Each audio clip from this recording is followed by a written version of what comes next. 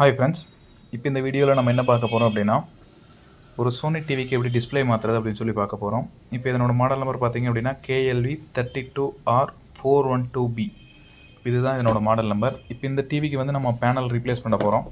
Panel replace பண்ணுறதுக்கு Sony TV பொறுத்தளவு சில ஸ்டெப்ஸ் இருக்குது. அந்த ஸ்டெப்ஸை வந்து ப்ராப்பராக ஃபாலோ பண்ணால் மட்டும்தான் எரர் கோடு போகாது. இல்லை அப்படின்னா இன்கேஸ் நம்ம எல்விடிஎஸ் கேபிளை ரிமூவ் பண்ணோம் அப்படின்னாவே 5 டைம் பிளிங்கிங் எரர் கோடு போயிடும். அதனால் இந்த வீடியோ ஃபுல்லாக பாருங்கள். அப்போ தான் இது பேனல் மாற்றுறது எப்படி அப்படிங்கிறது தெளிவாக புரியும். ஃபஸ்ட்டு இதில் வந்து என்ன செக் பண்ணோம் அப்படின்னா, பேனலில் வந்து இந்த இடத்துல பார்த்தீங்க அப்படின்னா STA SCL அப்படின்னு சொல்லி 2 பாயிண்ட் இருக்கும். இப்போ இந்த 2 பாயிண்ட்டும் இந்த மெமரி ஐசியில் ட்ரைவ் ஆகிறப்ப தான் நம்மளுக்கு அந்த சோனின் லோகோ லோட் ஆகி எரர் இல்லாமல் வந்து போகும். இப்போ நம்ம இந்த ஐசிக்கு வந்து பவர் சப்ளை ப்ளஸ் வந்து நம்ம இந்த 3.3 வோல்டேஜ் பவர் சப்ளையும் இந்த SLDLக்கும் வந்து லைன் கொடுத்துட்டு இந்த ஸ்கேலர் போர்டை வந்து நம்ம இதிலே பேஸ்ட் பண்ண போகிறோம். ஃபஸ்ட்டு அதுக்கு வந்து நம்ம என்ன பண்ணலாம் அப்படின்னா, எல்விடிஎஸ் கேபிளை வந்து இதுக்கு தகுந்த மாதிரி ஆல்ட்ரு பண்ணிக்கலாம். நம்ம எல்விடிஎஸ் கேபிள் ஆல்ட்ரு பண்ணுறதுக்கு ஃபஸ்ட்டு இந்த லைன் வந்து எந்த இடத்துல வருது அப்படின்னு சொல்லி கண்டுபிடிக்கணும். ஃபஸ்ட்டு இந்த SCL அப்படிங்கிற இந்த பாயிண்டில் வச்சுட்டு நம்ம இதில் வந்து பார்த்திங்க அப்படின்னா 2வது பாயிண்டில் வந்து கண்டினியூட்டி பஸ்ஸர் அடிக்குது.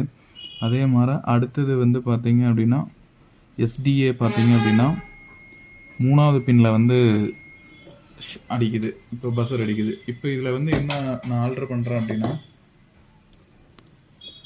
இது Samsung to LG converter LVDS cable நம்ம லோக்கல் ஷாப்லேயே கிடைக்கும். இப்போ இந்த கேபிளை நம்ம இதுக்கு பதிலாக இந்த இடத்துல வந்து எல்விடிஎஸ் கேபிளில் வந்து கனெக்ட் பண்ண போகிறோம். இதில் வந்து நம்ம என்ன பண்ணுறோம் அப்படின்னா, ஃபஸ்ட்டு பின்னை வந்து விட்டுட்டோம், 2வது பின்னும் 3வது பின்னும் SCL DAL இந்த 2 லைன் மட்டும் எடுத்துட்டோம். இந்த 2 லைன் எடுத்து டைரெக்டாக வந்து இந்த ஸ்கேலர் போர்டில் வந்து ஃபஸ்ட்டு கனெக்ட் பண்ண போகிறோம்.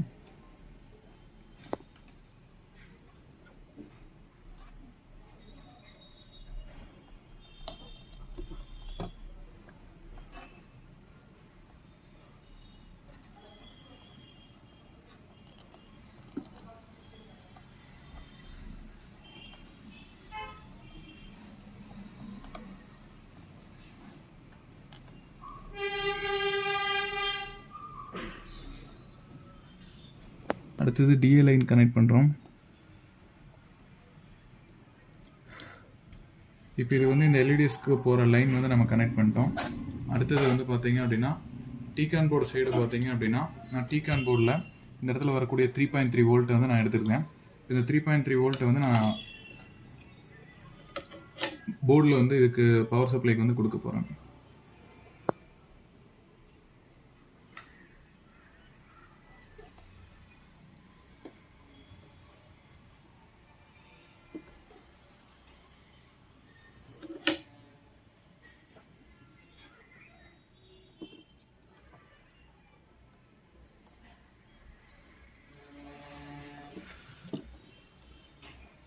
இது 3.3 கொடுத்துட்டேன். இதில் கிரவுண்டு வந்து நான் இந்த PFல கொடுக்குறேன். இதுக்கு 3.3 கொடுத்தாச்சு. இப்போ வந்து நான் இந்த ஜஸ்ட் இந்த எல்இடிஎஸ் கேபிளை வந்து ரிமூவ் பண்ணி விட்டுறேன். நான் கேபிளை ரிமூவ் பண்ணி விட்டுட்டு ஃபஸ்ட்டு பவர் சப்ளை மட்டும் கனெக்ட் பண்ணுறேன். என்ன ஆகுது அப்படிங்கிறத சொல்லி உங்களுக்கு காமிக்கிறேன். இப்போ நம்ம ஆல்ட்ரு பண்ண இதை போடுறப்ப என்ன ஆகுது அப்படிங்கிறதையும் நான் உங்களுக்கு காமிக்கிறேன்.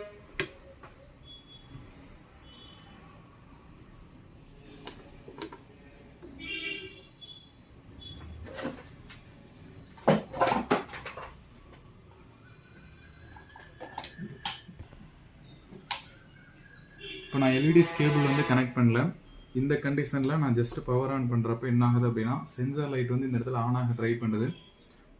ஆனாக ட்ரை பண்ணிட்டு எல்இடிஎஸ் கேபிள் கனெக்ட் ஆகலை அப்படிங்கிறனால 5 டைம் எரர் கோட் பிளிங்கிங்க்கு போக ஆரம்பிச்சிடும். 1 2 3 4 5 டைம் வந்து சென்சார் வந்து பிளிங்க் ஆக ஆரம்பிச்சிருச்சு.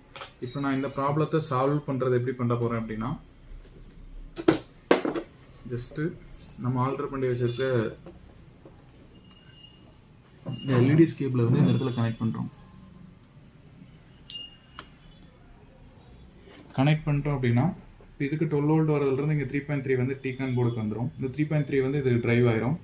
ட்ரைவ் ஆயிடுச்சு அப்படின்னா SADL லைனும் உள்ளே போயிடும். அதனால் வந்து பார்த்தீங்க அப்படின்னா எரர் கோடு வந்து கிளியர் ஆகி டிவி வந்து ரன் ஆக ஆரம்பிச்சிடும்.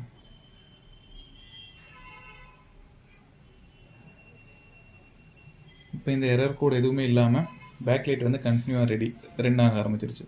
இப்போ இந்த எரர் கோடு அரெஸ்ட் பண்ணிட்டோம். இப்போ அடுத்தது நம்ம பேனல் செட் பண்ணிவிட்டு உங்களுக்கு இப்போ காமிக்கலாம். இப்போ நம்ம வந்து பேனலை கனெக்ட் பண்ணிட்டோம்.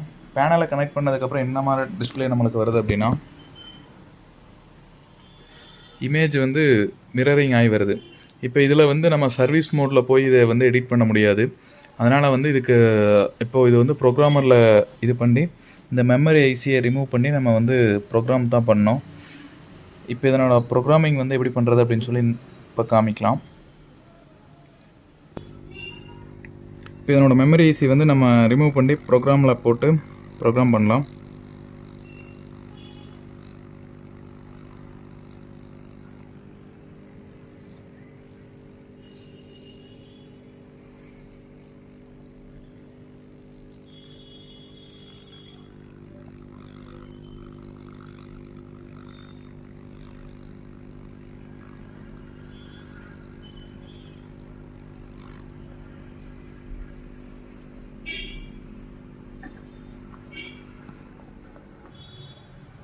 இப்போ இதை வந்து ப்ரோக்ராமரில் கனெக்ட் பண்ணிட்டு நம்ம சாஃப்ட்வேர் வந்து லோட் பண்ணலாம்.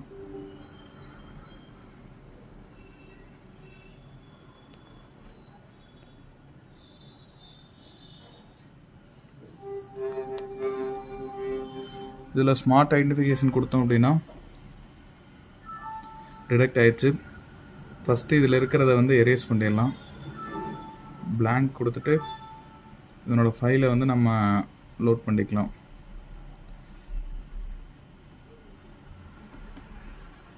ஜஸ்ட்டு லோட் கொடுத்துட்டு ரைட் கொடுத்தோம் அப்படின்னா ஜஸ்ட் 1 KB ஃபைல், அதனால் ஒரு ஃப்ராக்ஷன் ஆஃப் செகண்ட்லேயே நடந்துடும். வெரிஃபை பண்ணிட்டு நம்ம ஜெக் பண்ணிக்கலாம்.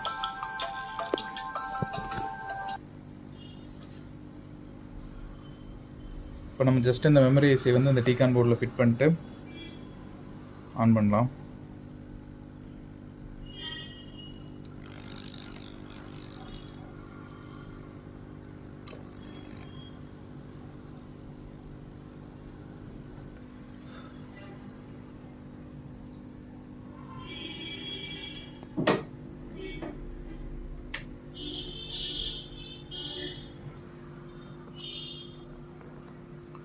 இப்போ நம்ம டிகான் போர்டிலேருந்து கொடுக்க வேண்டிய அந்த 3.3 வோல்டேஜ் வந்து கனெக்ட் பண்ணுறோம்.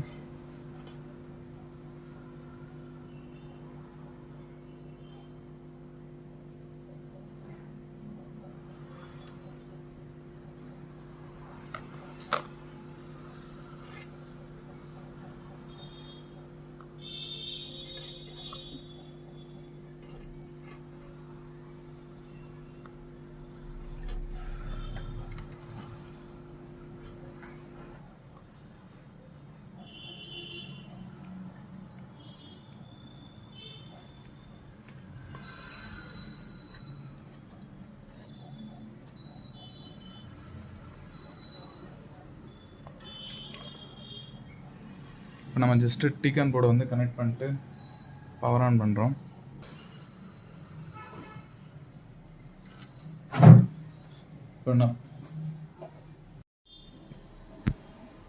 இப்போ நம்ம இந்த ரெசிஸ்டர் வந்து ரீப்ளேஸ் பண்ணதுக்கப்புறம் செட்டை வந்து ஆன் பண்ண போகிறோம்.